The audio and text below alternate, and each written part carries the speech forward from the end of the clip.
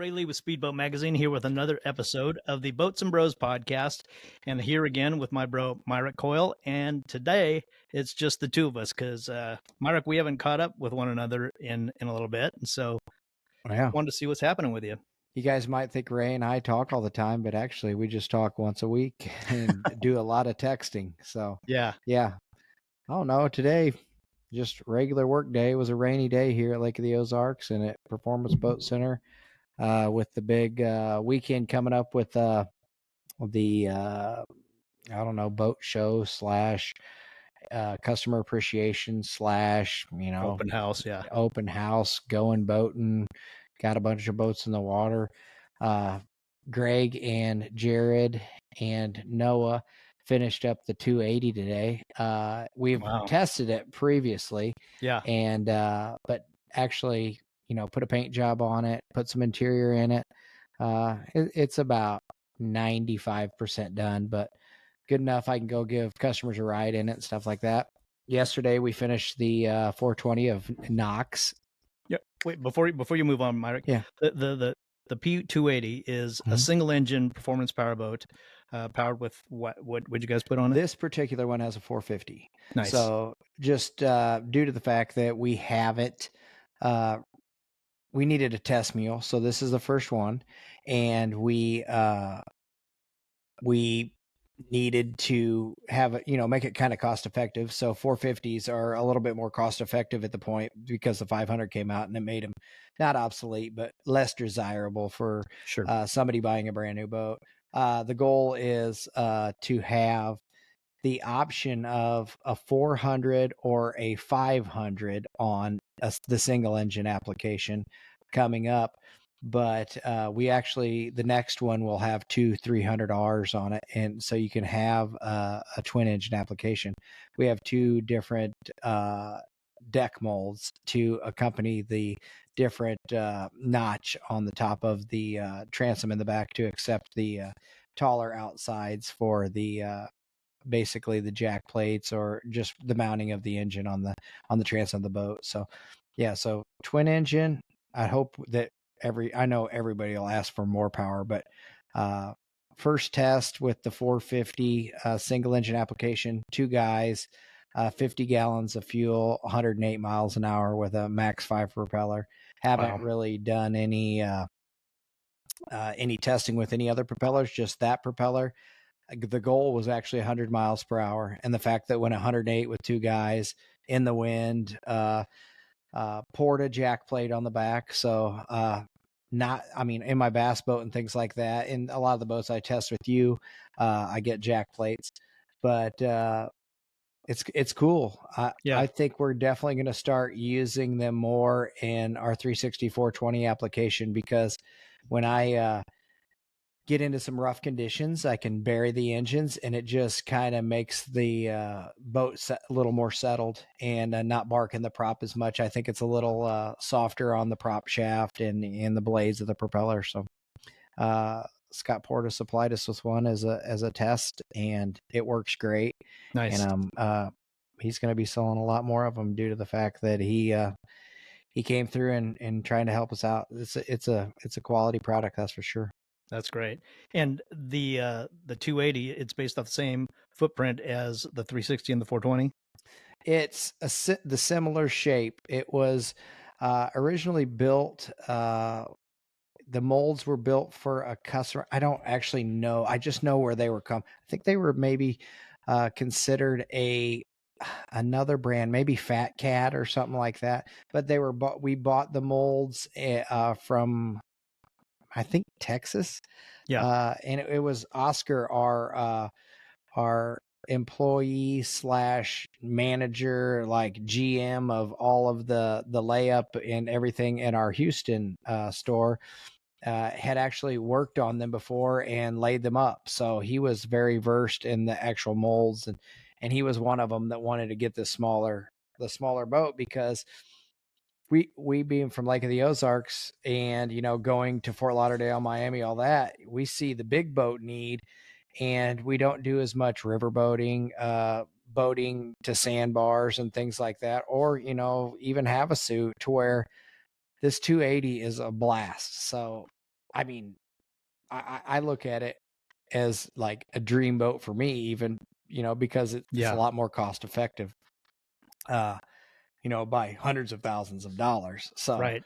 and it still looks, the typical, nice rounded edges, bullet shape, and it's neat. I mean, we've talked about, possibly putting power poles on one so that it would be like if you're on a sandbar. Definitely talked about putting a swim plat on a single engine application, putting 2 swim platforms off the back. Yeah, a lot of the West Coast boat feel, Yeah. to where you're going to be on the river or whether you're going to be at the sandbar, basically. But I mean, this thing is super sexy when you see it and see the pictures of it. I mean, I'll be able to send you some for this podcast, and Yeah. there's going to be a lot of people blown away because it is gorgeous. Well, I did happen to get a sneak peek at one, and it's stunning. And how brilliant is it to open that whole another level of marketplace? You know, with the price point.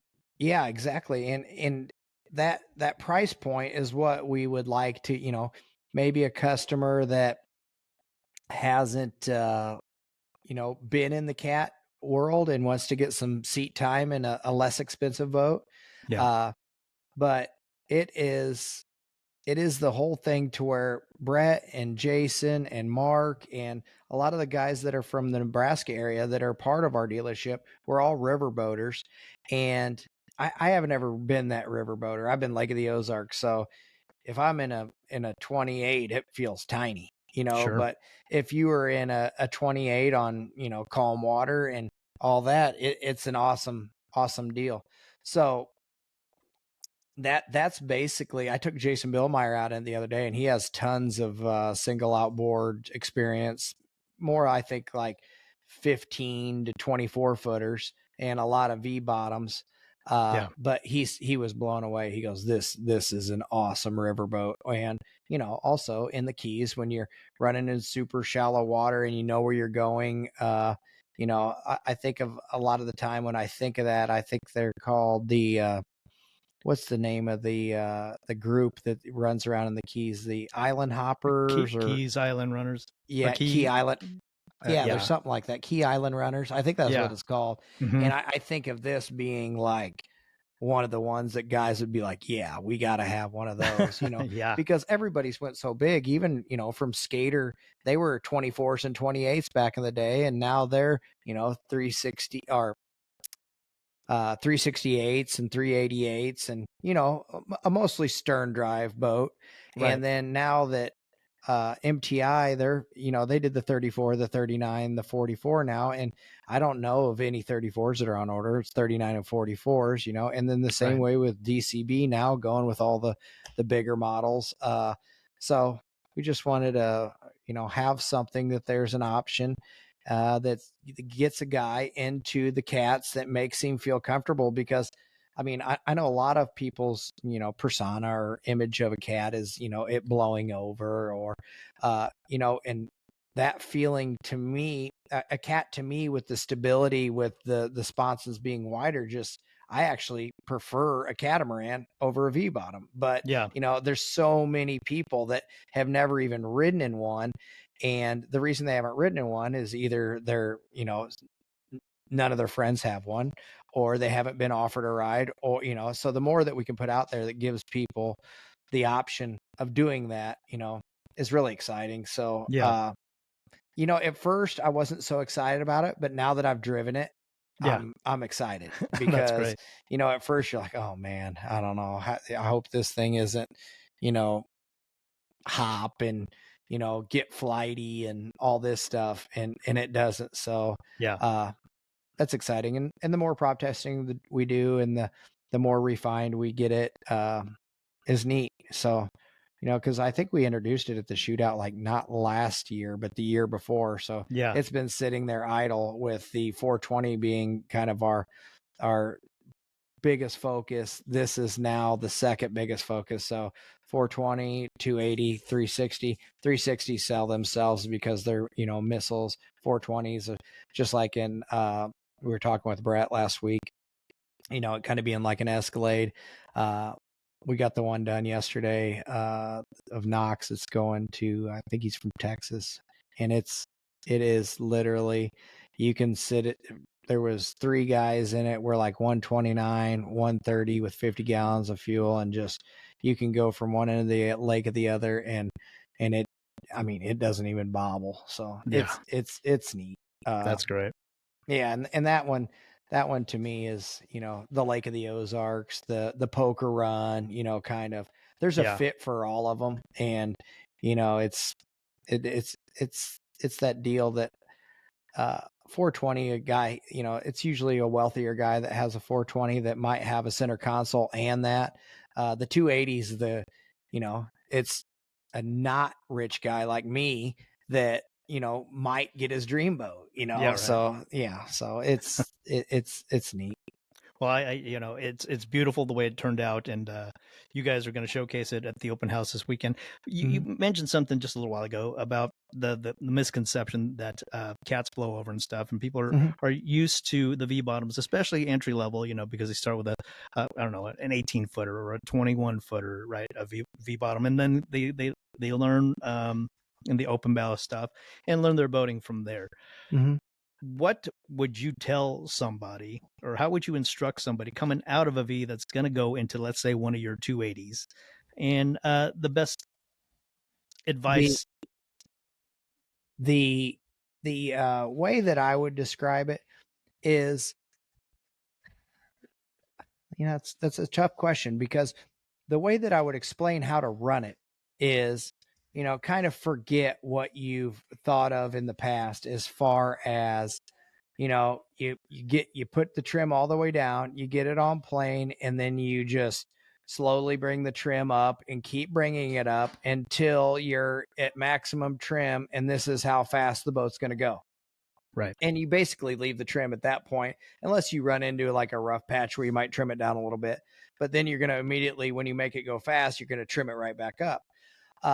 The way that the cats run, and I wouldn't, and for example, a 28 skater back in the day was that feeling. A 24 skater, lots of compression in the front, the way that you get them to go fast, because they were limited in horsepower. Say they had, 250 horsepower out of like a 2.5, or 280 horse out of a 2.5. You can really fly it high. And that's where people get that misconception. They see one going by and it's sitting on the tail. Now, with more power, once you hold the air in them, it'll give the back end lift, and you can trim that motor back in, and it just holds the boat flat. And it basically, you keep the 2 keels out there as your balance point, and then just, ride it on out. So once you get going good in a cat, you're usually bringing the trim back in. And that's when you'll start to see it ticking off the miles per hour more. Hey, can you keep it down? Thanks. Yeah. So anyway, I think you just played good cop, bad cop to yourself. It's a bad madhouse. It's a madhouse anyway. Yeah, I know. His forks banging on the table. And he's asking me questions, and I'm just like, now I'm hearing his Chinese food opening up that he cannot get open, and he's just fighting it for 5 minutes. Just delete all that. Yeah. And I smell dog shit. I'm sure. No, it's like you. Well, yeah. I mean, wow, cool. That's awesome. Ray's dying laughing.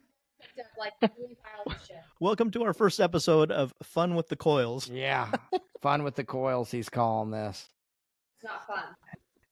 We're definitely going to have to edit it. Can I get a beeper or whatever? Yeah, we can just hook you up to our, what's that thing, like the Ring home monitoring system, and people will be like, when they watch the Eagle be born or whatever, they'll watch this shit show. They'll watch the shit show happen in here. Literally the Literally shit a shit show because you smell dog shit. Right? Yeah, I know. It's like earlier. That's what I was looking around for. I was like, she just walked out the door, and I was like, God, I smell dog shit right now. It's like they timed it to wait for her to freaking leave, and then boom. She even walked him. My life. Welcome to my life. I not only that, as Missy's like, how did your day go? I was like, pretty good. We were having a good project. Oz and I are working on this boat, and we got this 500 hung on this 42V, and then we galled 2 of the bolts right at the end, like at 5:45. We galled 2 9/16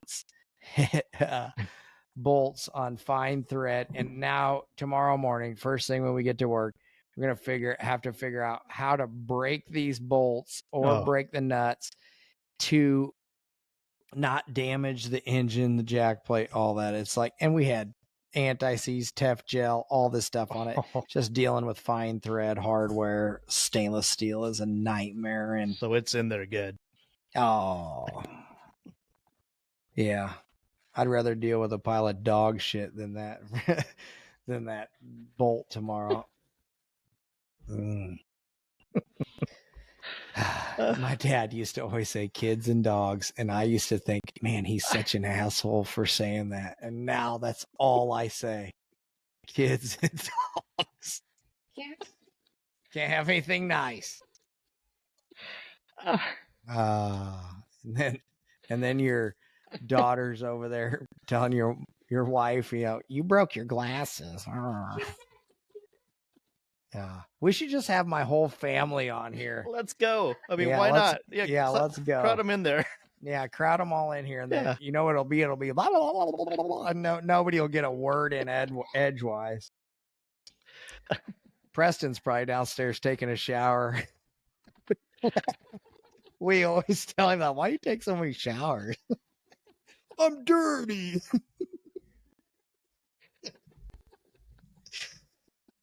Yeah, we're gonna put that one on a clip on social media. He'll freaking be hiding under his desk at school. Oh, jeez. Oh my God. Yeah. That's what Missy said. If you could just pan around in here. Yeah. Here, I'll do it one. Why is it? Oh, I'm not even using this camera. I'm thinking it. See, look, I wondered why that camera sucked. This is the one I was looking into thinking that it's working. Oh, there you go. There's Miss laughing at us in the kitchen. Get your finger off there. God. Oh, God. The Coil shit show. Missy's dying laughing. Brought to you by Charmin. Yeah. The family that goes through 200 rolls of paper towels a day. I tell Missy, buy the economy pack of paper towels every time you go to the store. What are you looking at? Here, look at this little dude. Here, stand up. What? Hey, man. Say, Jack, say hi, everybody. Hi, everybody. Woo! That's hot. That's loud. Yeah. Okay, so back to boating. Stuff I know about, not this family stuff. Yes. Okay, bye. Bye. Yeah, so instead of being 6 beers deep, I'm a quarter of a monster deep. There you go. Low carb. Low carb, baby. 22 pounds in the past few months. Nice. Getting down to race weight 2 weeks to go. There's a dog just jumped up here. Did you hear that? It's just rattling everything. Oh, my God. It's funny, like back, like episode 3, nobody was allowed in the house. Everybody had to be at bed early. Like the dogs were all locked up. All the kids were given melatonin and put to bed. Now it's just like, ah! They're all hit. Missy says it's too hard. They're all hitting off your monster right now. Yeah, they're pulling on the monster, eating Chinese food. No, we gave it to him. I know. We were sitting here talking earlier, and Cam brought up, threw his melatonin in front of me and goes, "Give me one," when he's in his onesie. So, yeah. So back to boats. And Ray, what have you been up to? What's Speedboat Magazine been up to? Man, just we did the Miami Boat Show in February, and that was a big thing. Then we went back out to Florida and visited with the Doug Wright people down there in Miami and Central Florida, wherever they're at. I forget the name. The city. Melbourne. Yeah, that's right, Melbourne, and checked out their operation, and then just gearing up for the season, which obviously is be in full swing here in about a week, starting with, for us, the Lake Havasu Boat Show, and then that leads right into Desert Storm, which is the same weekend as Marathon Offshore Race, the second year for you. Yeah. What teams are you racing out Well, there? as of now, it'll be both of the MCON boats. We're doing the windshield refit and the stock boat and going to the flat panel. And there was actually a big APBA / UIM meeting at MTI the last couple of days. Tyler was telling me about it last night, to where they're, talking about the strengths of different materials, thicknesses, contours, flanges, how not to, mount it in there. So I would suspect in the next, I wouldn't say this year because we're so close to the season, there will be a big change in windshields in the race boats. So MTI has got it going on. Victory's got a good setup, and the flat panel, or basically where the receiver in the boat is really thick to where it'll accept a thick windshield, instead of, before, a lot of the windshields, the flange is about 3/4 of an inch thick, and then you put this, this curved windshield in it, and if there's not enough support around it, it's definitely the weak point of the cockpit. So MTI has 2-inch thick windows. I'm talking, Wow. it's when you pick them up, they're heavy. And, basically the flat panel is much cheaper. So you are able to buy a large sheet of, polycarbonate that is, I'm talking, instead of a $15,000 windshield, it might be a few $1,000s. So, but the thing is, you got to make the boat be able to accept that. In a lot of the boats, unless they're an MTI or a Victory, aren't ready for it without major cutting, carbon fiber, fiberglass reinforcements, all this stuff. So it's really hard. And I know from the fact of either doing it or, trying to tell somebody, hey, your windshield is not safe. We need to cut this thing out and make it better. It's hard when your boat is sitting there painted, beautiful, ready to go to a race. You can see out the windshield's fine. Everything is solid. We've been racing these, this style of windshield for 10, 15 years. And there's like, yeah, that's no good anymore. So we're going to have to cut your boat apart. You're going to have to spend $30,000 to $50,000, and, it will be safer, but it's going to be heavier because this material is much thicker. Yeah. And we're going to add weight to the boat when you do all the body work and all of the, the fiberglass and carbon fiber work. And, also the 2 weeks of man hours that it's going to take to get this thing ready to do that. So, it's hard. It'd be like, telling you that, your cool car sitting in the garage, we need to cut the top off of it and put a new top on it. And Right. Yeah. it's hard to tell somebody that, or get somebody to spend money on that, when it really isn't a performance adder at all, other than the fact that you feel safer about, going over. And feeling safer about going over will make you run the boat harder. But it doesn't make you any faster unless it's just because, you're running like a wild man. So, Sure.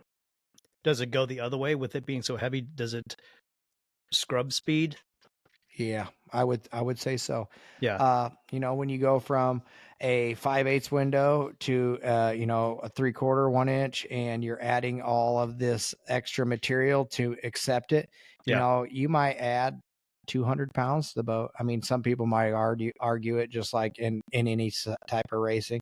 You might, a lot of these boats are, let me see how I say this.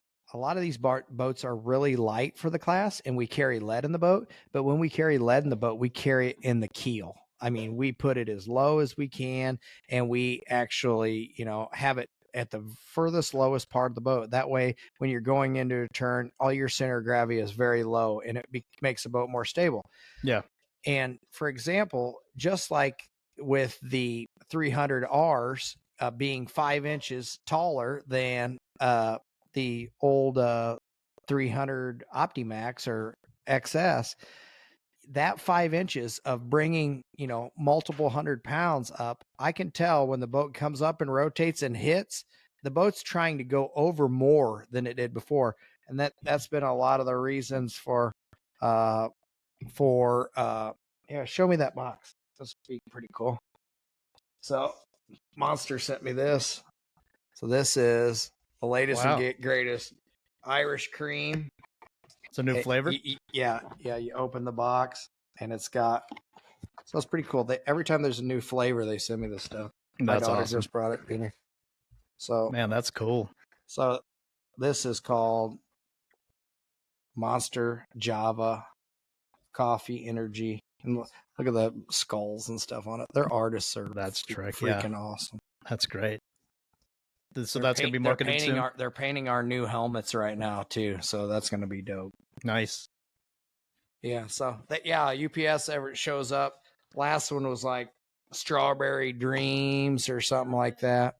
Yeah. And then, so every time there's a new flavor, there's a UPS shows up, and that's what it is. Very cool. Yeah. Have you tasted it? No. Here, it's cold. They always come. Maybe they should dry out some. Here we go. Big. No, that's good. No. Uh-oh. Hold on. Kennedy's trying it. Coffee. Yes, Java. Nice. Java. Irish cream. Uh-oh. Missy's going to try it now. Yeah, but see, it says coffee with an attitude. Nice. Let's see what Missy's face is. You don't want to see Missy's face. Good thing my camera ain't working. You're not a good hype person there, Miss. So we got this on the side of the cup, and then it's got the old infamous anything but basic. They put a MCon. I don't know who did it, which videographer, whether it's Jace or Michael. And happy birthday to Michael today. Or Matthew, sorry, not Michael. Matthew Haladin, his birthday today, but they put a video today. Did you see the one where I'm losing my mind in there? Get me out of the fucking just cussing out. Oh.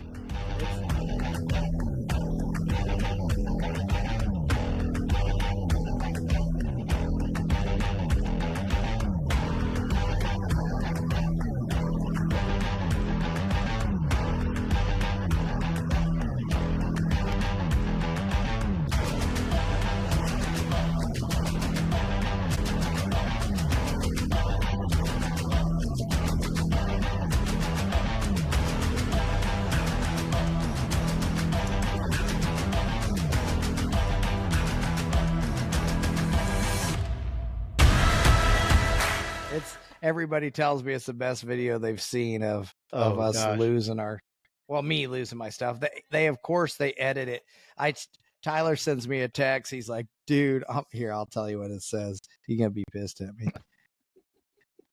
But let me find Tyler's text.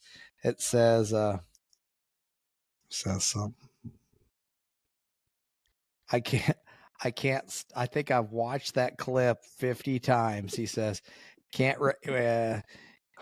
he's on a, yeah, blah, blah, blah, blah. Oh, yeah, it's pretty good. So, but on a something mission. But anyway, in this video, I'm basically, it's like green, green, green. And you hear Tyler all calm, like, that was quick, because they did drop the flag really earlier. And then the next thing you know, I'm like, get these motherfuckers, because we were prop tall and they were obviously shorter than us, and they just pull out and give the I think it might have been, I don't know who was to our left, but it was CR, and it might have been Dirty Money.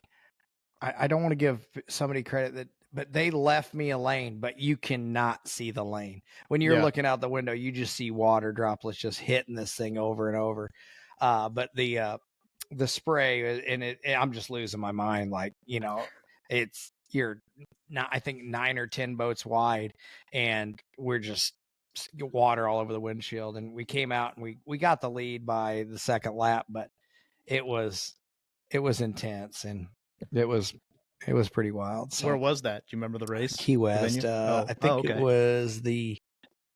it was Friday race, Okay. because I think it was my bad draw, and I put us in like the far outside, which I don't mind the far outside, but when you get put in the middle, I think somebody had either gotten DQ'd or something happened to where somebody got moved outside of us. But a lot of people think that that's a disadvantage, but you can like watch the mess happen to the inside of you, and just drive around the whole thing, compared to just being caught up in the middle of everything and not being able to see.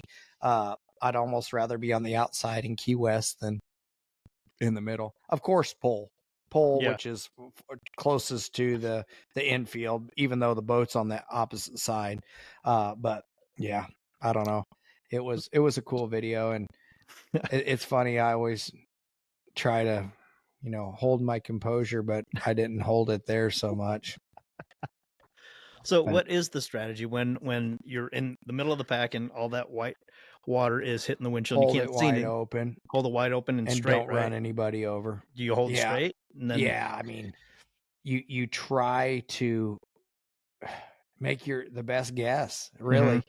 I mean, because if you lift, you're done. You're beat. Yeah, right. And when you're coming up the corner, you don't hold it wide open. I mean, you got it, because people are lifting at that point. Right. But hopefully you have made a decision that gets you out of the wash.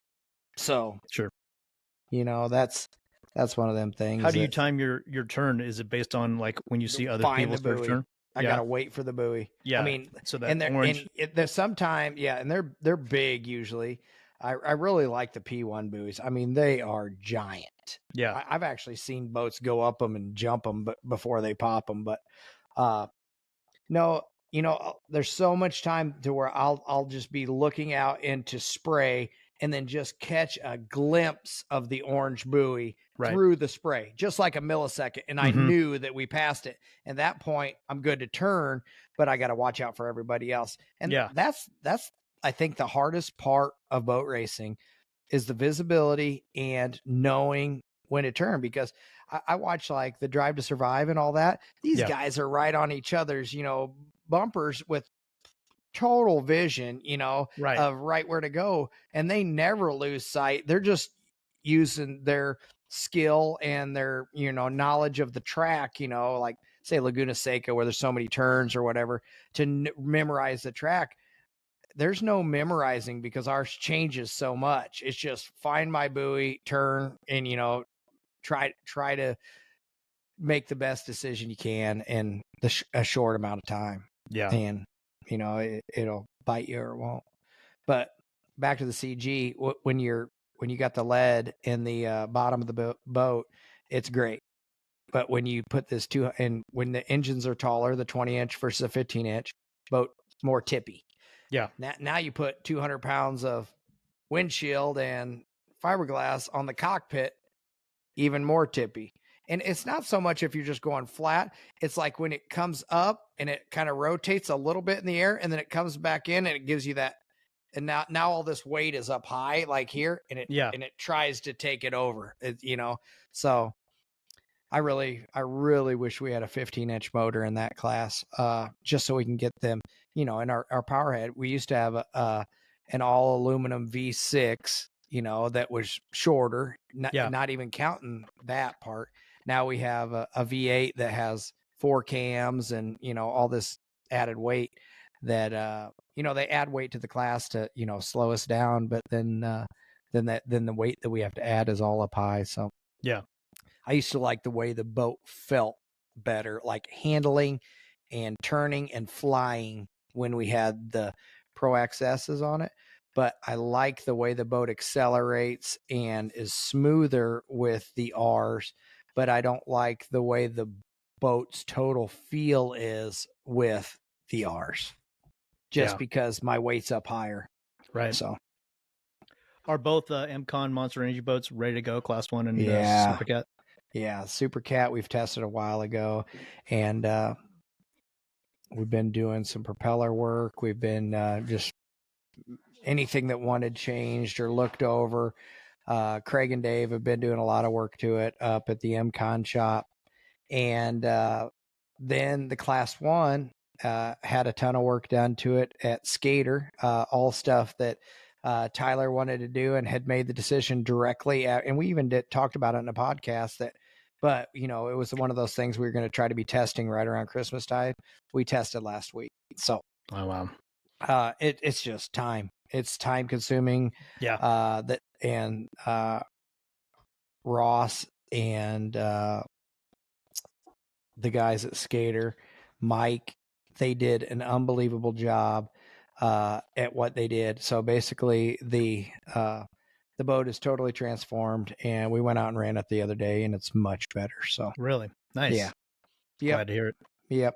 So it's going to be exciting. Tyler's jacked, I'm jacked, crew's jacked. So this marathon race though comes really early in the year compared to the Cocoa Beach thing, and it does interfere with Desert Storm, which to me is a big letdown, because I want to be at Desert Storm so bad, because it's one of my favorite events. Yeah. And being out there with you guys, but I'll be on the other side of the United States. Right.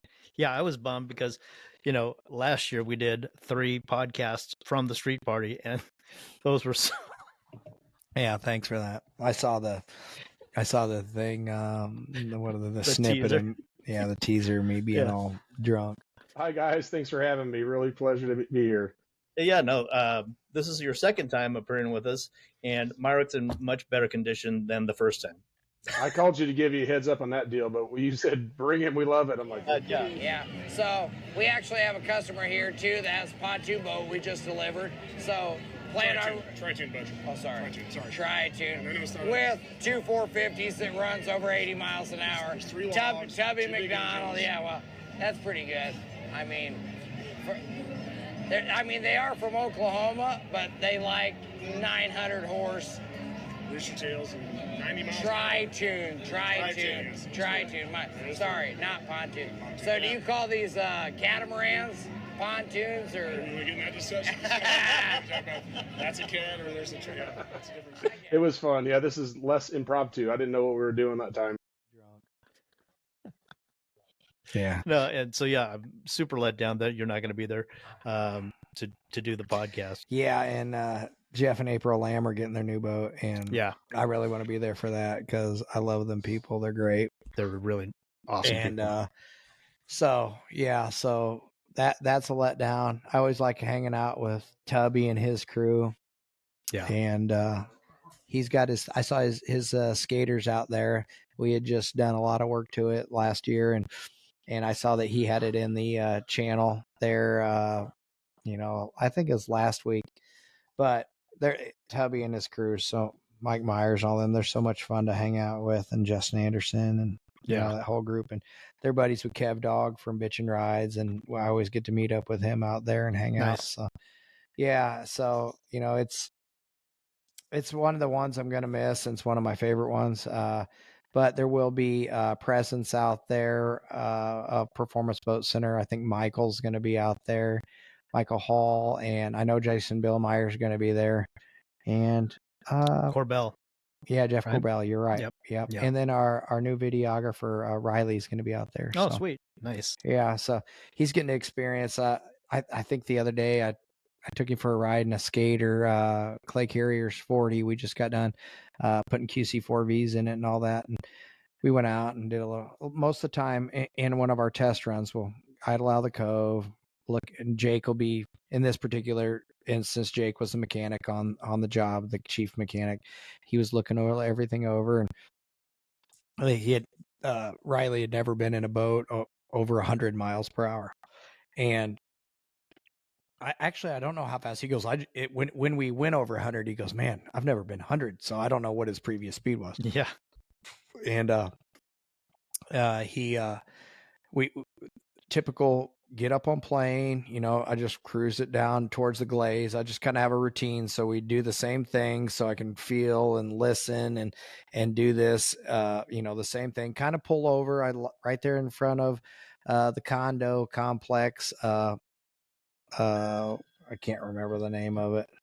And anyway, Land's End. Pull over in front of Land's End, let the mechanics climb all over everything, look for leaks, look for anything that we felt in that 2 miles. You know, I might run it up like a little 3/4 throttle, like gagging it. And, you know, I mean, this boat's really fast. So particularly just 3/4 throttle gagging, it's right to 120, and then you slow down. What was in it?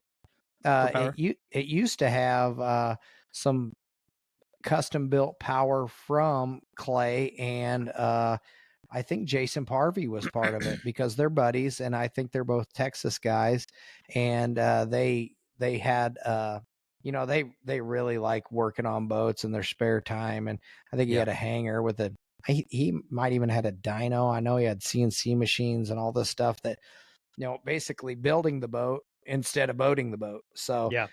but he's sick of that. Clay is. He wants to be boating the boat and not working on the boat. So I said, you better get some QC4Vs. And so he did. And we put him in there, and we got the project finished up, or close to finished up, enough to where he can come around the boat this weekend by himself and go out and have some fun. Which engines? They're 1350s. Okay. He actually bought them from somebody else, and they were out of another boat to where a gentleman, I think, passed away, and then the boat kind of just got taken apart, and then parts sold off to different people.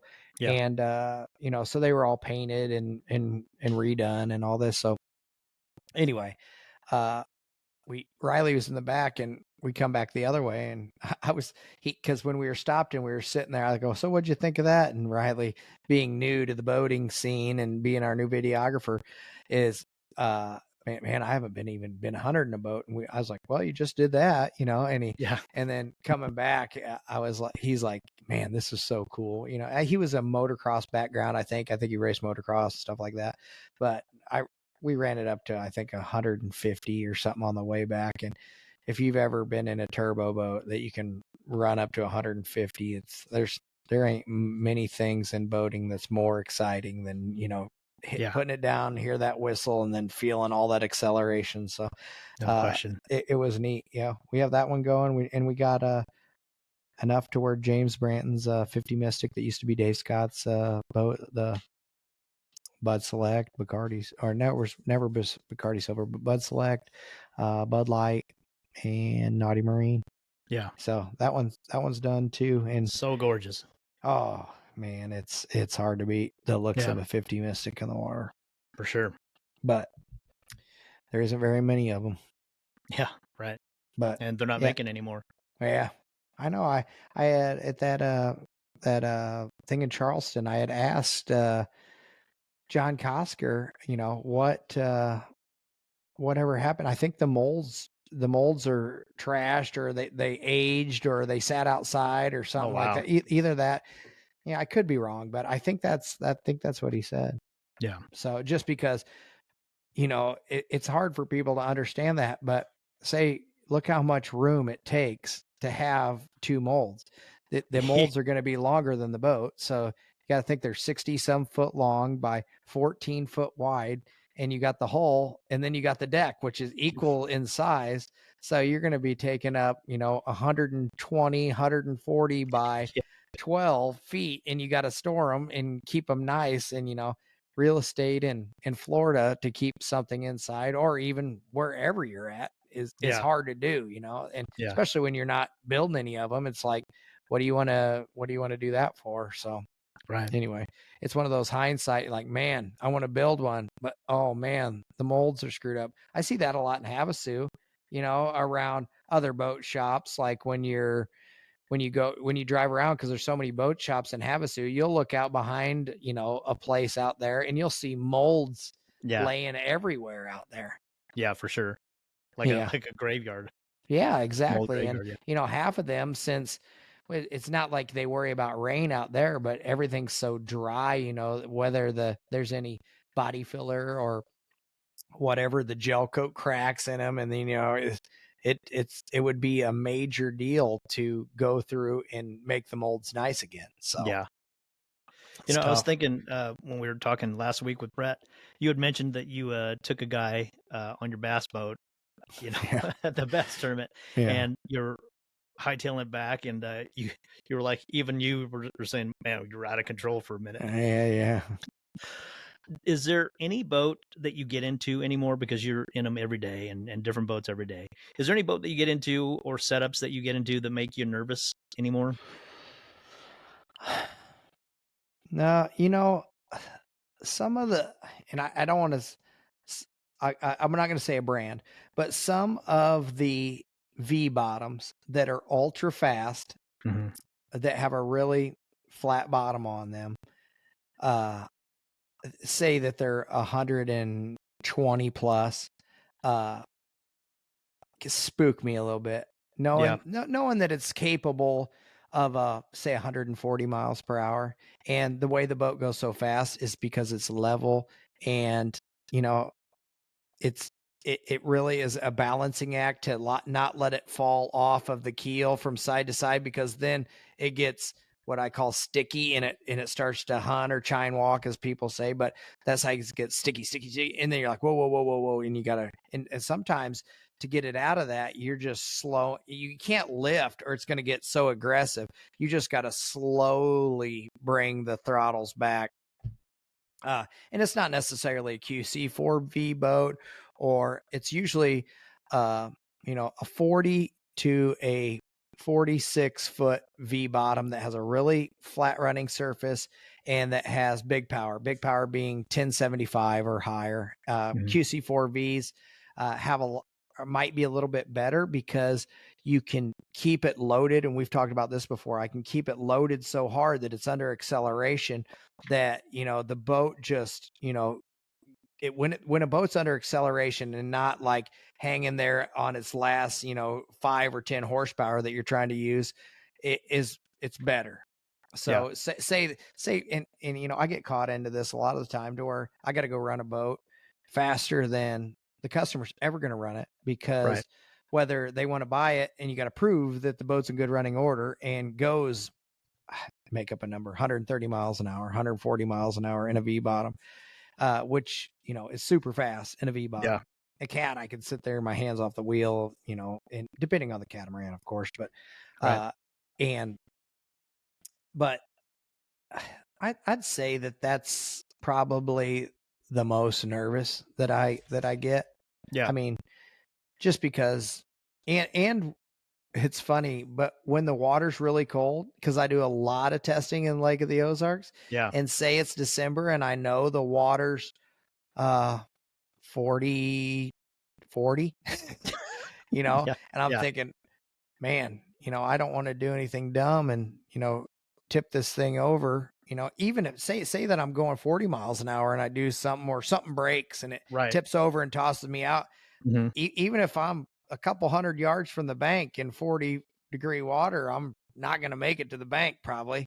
So Yeah. Yeah, just because of hypothermia and things like that. I mean, there was it was I don't know, it was Stockton or Palmy, one of the lakes around here, and there was some 3 college kids during spring break went out in kayaks, and they tipped them over. I don't know whether it was winds or whatever, but hypothermia got them. You know, it's not even the fact that the water was rough or they weren't good swimmers. It's just the cold takes over. So sometimes I think about that.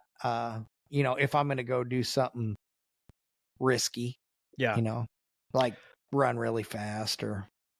But when you do, people know you're going out and what you're going out in, and so yeah, they know. And the only thing is, that's why a lot of people talk about racing. I mean, and it's somebody who we should get on the podcast sometime is the Angels. You know, you Yeah, go that'd be into a awesome. corner, it wide open, and you know that there's a turnboat there with X amount of divers on it. There's a helicopter above you with X amount of divers on it, all trained in how to get me out, how to, if I'm knocked out or taken in water, how to help me, you know, compared to, you know, 8 o'clock tomorrow morning on Lake of the Ozarks when I'm out there by myself. So, and Yeah. you've heard of that.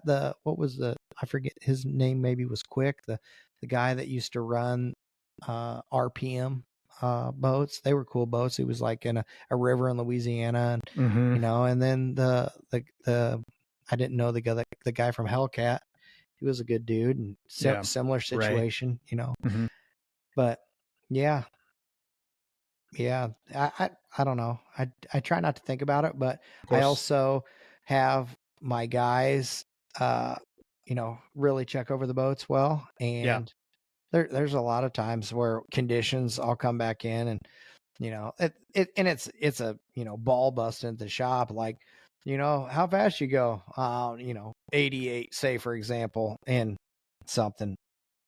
And oh man, you know, I've heard that thing can go 98 or 97. I go do it. Yeah. You know? Right. Yeah. Yeah, Exactly. cool. You know, and it's kind of nice that I've gotten older and have a I'm known for being pretty fast. Yeah. That I don't have to prove anything. You Right. know, if I go out there and you know, conditions limit me or the boats doesn't feel right, I can be like, hey, we need to work on something, and they're not going to question like, well, why? You know, it's like, because Right. I doubt that they feel that the well, hopefully, but you never know. Hopefully they don't feel that it's me being the limitation. Right. And just like our speedboat performance evaluations, the boat may be super quick and fast, but weather conditions will play a big factor on how far we want to push it. Exactly. Yeah, and you're a lot of the times you're dealing with somebody else's dream boat, hundreds of thousands of dollars, and you don't want to be the guy that wrecks it or Right. I remember back when I was first started doing it, Don Unkin told me he would like me to run. It was a 32 skater with some open class motors, which were like 1,000 horsepower, and it had 2-speed. I think they were Cohen like transmissions in it. Yeah. And it was JD's boat, and I remember thinking, oh man, I just can't screw this up. I mean, not anymore do I think that, just because all the experience that comes into play. I just, you know, but it's like, okay, I've never been in a 32 skater with this much power. And then I've never been in a 2-speed transmission boat to where you're getting it up and you start rolling and then you shift it into second gear and then you nail it again, you know? So it's just like, oh man, that's trippy. And then you're going, I don't forget how fast I went. It was fast, 100 and something, 140 or something, you know, it's like come back and you're like, woo. And then the class 1 motors or the open class motors have all this, velocity stacks on the top with in their high compression, so they got like these 8, like they look like something that like this, some guy like this drew the engine, you know, like there's these stacks on the top and you hit the gas and the you know, like rat finks on there, like on the top. That's what it looks like, you know. Some old hot rod, some old hot rod t-shirt with a tire smoking and a guy with the throttles on the top, you know. So you're like, oh man. And it looks like you. Yeah. My eyes bugged out. Eyes bugged out with my hair on fire. And yeah, oh, by the way, this is somebody's dream boat and they want me to go out and run it. Yeah. Yeah. And Don's done that in many of the different boats. Yeah. His 50 Mystic, I remember, told the story on the podcast too, but going out and running JD, I think we got 190 something in that thing. Like, Yeah. and like that, you know, it's just like, whew. Yeah. Well, Tony Battiato and Kosker took me out in the American Ethanol a few years ago, and they only took me up to like, I don't know, 130. I say one only, but you know that boat's capable of over 200, and so I was hoping for more because when you're in that canopy, it doesn't feel like you're going that fast. We run that one of Branton's last weekend, and not to interrupt, but not last weekend, yesterday, they all blend together, but yesterday we went 171. Wow. And and with 1350s, and it's like, if you'd have told me we went 140, I would have said, okay, you know, maybe, that's how, And I remember when we were first heading down towards the Glaze, I looked down at the speedometer, we're doing 100, and I would have guessed 55. It's that just tame, deceiving on speed with that big of a boat. Right. Moving that fast. Yeah, like you said, 130, you're like, okay, you know. Yeah. But no, it's just like in a plane. You know, when you look at a plane, you're like, we're going 500 miles an hour. And you're like, really? Yeah, exactly. You know, how can you tell? It's like the Speedo says that, you know? Yeah, exactly. But so we both got full schedules coming in. Other than racing, are there any events that you'll be attending? Lots. Yeah. I mean, obviously all the stuff around the lake, you know, there's so many different runs. Not doing Cumberland this year. So, and I didn't do it last year, but I always like that one. Yeah. But it's just that it's that whole time to where, you know, it's right after the shootout and all that. Yeah. I'd really like to do the Lake Powell one, but it's not on my schedule yet. Yeah. So yeah, that's a good one. It's a gorgeous. Everybody tells me that it's so beautiful out there. Yeah, and especially to be able to run powerboats out there. Yeah, you know, I'm like kind of that guy. I was thinking about, you know, I don't know that I'm bad at planning, but it's just so busy. Like it's kind of like somebody asked me, hey, you want to go fishing this weekend? And I was like, I'll tell you Friday. You know, because it's like, what's going to happen? I can't plan today because if something pops up, then I feel like a dick for not, you know, for canceling on you. So it's like, you know, and a lot of the spur of the moment stuff. So same thing. Because I got to run out to Havasu before the boat show, before Desert Storm for pre-flight stuff, make sure everything's good and all that. Yeah, you're going to be there for like 3 weeks. Yeah, insane. Well, good thing you got a house there. That's going to save you. It makes it easy for sure. And it's did you get rid of that little box TV? You don't like that box TV? Come on. Yeah, we were just joking. It's like, you know, flat screens are like $50 anymore. Yeah, I got flat screens now. So thanks. Oh, remind me, I got to tell you a story that Jason Billmeyer told me about Carter, and I got to do it off the air. It'll be a good one. I got a couple for you too. So okay, good. On that note, you had mentioned you had come up with an idea for future podcasts, and you dubbed it 6 Beers Deep. Explain that to so basically, everyone. You know, we get on here, and it's funny that people don't know this. So we get on a couple minutes beforehand, and we're like, "Hey, what's going on?" Okay, this, you know, we're all this impromptu. I have no notes in front of me, nothing, you know. So it's just basically shooting the shit. And I do most of the time, unless I don't really know the person, I might, you know, write down a couple questions that I don't want to screw up. Like, do you have any family? You know, when did you start? You know, kind of stuff like that.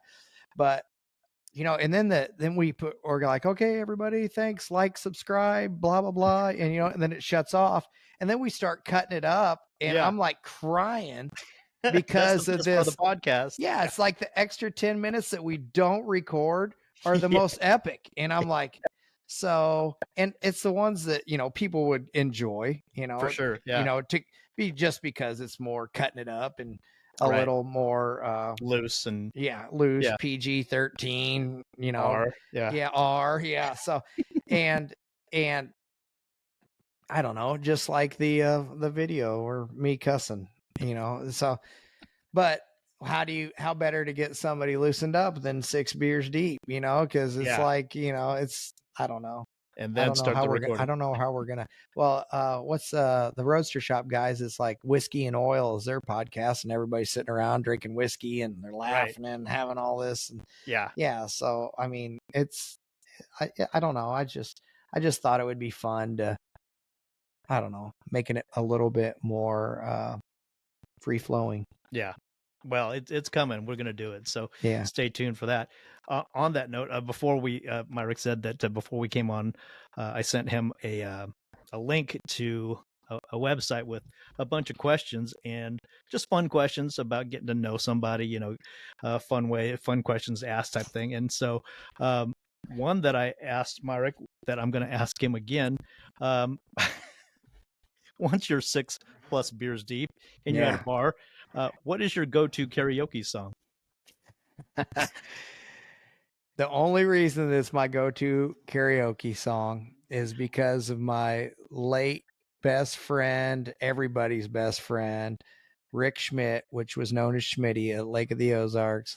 It's Electric Avenue, and he would do it and we'd do it together, and we would usually be at Lucky's, and it was even when Lucky's was down by the Grand Glaze Bridge, which is 20 years ago, but it was Electric Avenue, and you know, he'd be like a rock on to Electric Avenue, and you know, it doesn't take any voice skills, it's just this whole you know, making your voice, I don't know whether it's what ethnicity they're trying, is it Jamaican, is it German, I don't know what they're trying to do, but it's a you know, that whole, you know, when they do that skit, and he would just have everybody, he was the twin brother to Chris Farley, and he has missed every day, and he to watch him sing Electric Avenue is, and that's why when you said it and you said karaoke, I'm like, well, that's got to be, that would be my go-to, because I've seen it so many times and I've been part of it a few times, and yeah. So you'd get up on stage with them and sing backup or with them? And just back up and just do it. When you're on stage with Schmitty, nobody's looking at you. I put it to you that way. It'd be like when Chris Farley's doing the Man Down by the River with motivational speaker. Yeah. Do you even remember the other people in the scene? You know, because he's going everywhere. Yeah. It was.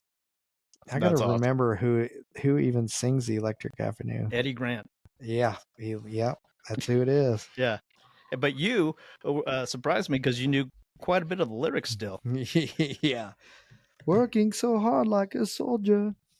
Lot of work to be done. Oh, you should have seen him do it. I am not doing it any justice compared to the way he did it. Oh, man. Well, maybe when we're 6 beers deep, we can kick that on. Yeah, I'll sing all kinds of songs to you then. Oh, awesome. Yeah. So, so what? So your next event is? It's Lake Havasu Boat Show. And what is the schedule of that? I mean, so we're collaborating with Mercury Racing again. So that's cool. We'll partner up with everybody out there.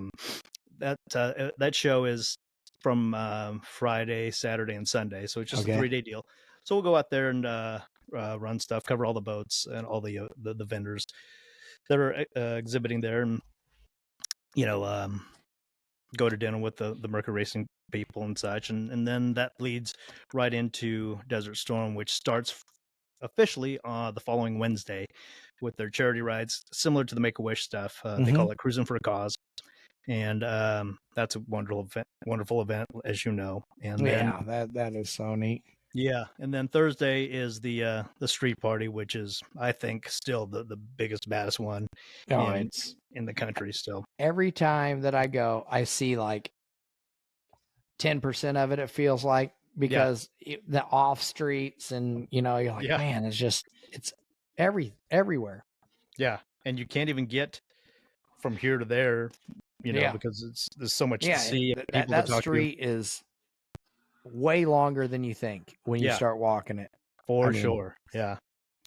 Yeah, and it's crazy how nice the weather usually. I mean, and as it becomes twilight and the heat goes away and people really start coming out, it's dope. It's shoulder to shoulder to shoulder. I mean, it just gets packed. So definitely the best street party in the nation. And then next day is the parade through the channel of all the participants in the poker run, and then the poker run, and then the next day is the shootout, and then concludes with the awards on Saturday night. So definitely busy. A lot of people go up on the poker run day. Yeah, they go up to Topak and because the lake is relatively small, especially compared to like Lake of the Ozarks or any other, you know, long stretched poker run. So it's 26 miles or so. But when you're going up, when you go from the channel or the bridge or what's it called, nautical end to the dam and back, it feels quick. But when you go up to like Topak and you go through a couple no wake zones, and it feels like a much longer ride. Oh, for sure. When you go that way. Yeah. And, you know, they would, I think, if BLM would allow it, have the run go up there, but there's no, it becomes time. I get it. Mm-hmm. Yeah, for sure. It makes sense. Yeah.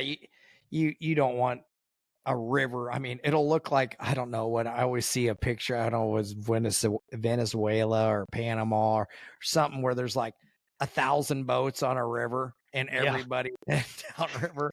You ever seen that picture? I don't know what it is. It's mostly a meme. It's like, you know, I forget, people put all kinds of funny shit on that picture, but it's like, you know, or Lake of the Ozarks shootout being released or something like that. Yeah. But it's so it's gonna be a bit busy couple of weeks, and then we'll meet up in the Florida Keys for your partner Rusty's wedding. Yeah. So we've been getting some flack for you know, making fun of or messing with Andrew on the last podcast, but it was good, all in good fun. We love them. We love them. For sure. Yeah, so Rusty's deal the week after marathon, and then we go back with Cocoa Beach and what is it, lake race after that? I think. Yeah. Right. And then just one thing after another after that continues. Yeah. So we'll be busy. So we'll try and get as many of these podcasts in as we can. But we'll have to do a podcast at Rusty's wedding. Yeah, right. At the reception. Oh, yeah. That'll be fun. 17 beers deep. Oh, yeah. Yep, 6 beers deep's coming. You guys need to let us know who you want to see on here with us. 6 beers deep. Yeah, it's going to be fun. Put it in the comments or whatever to, you know, we have had a lot of suggestions for guests. Some of them just don't work out because of timing, and other ones just don't work out because we don't necessarily have their contact. And but you know, we're up for any suggestions on who to have on here, because I'd like to have it boat related, but it doesn't necessarily have to be boat related. I mean, as long as they're into sitting on here and shooting the shit, right? I'm having ready. A good time. Yeah, exactly. Yeah. Well, I'll miss you in Havasu, but good luck in marathon, and we'll catch up sooner than later. This has been another episode of the Boats and Bros podcast. Please remember to like, rate, subscribe, and share. And again, from my bro, Myrick Coil, I'm Ray Lee, Speedboat Magazine, and thanks for watching the Boats and Bros podcast. Bye, Myrick. Bye. This podcast is powered by Speedboat Magazine. Subscribe now at speedboat.com for 9 power-packed current issues a year direct to your mailbox.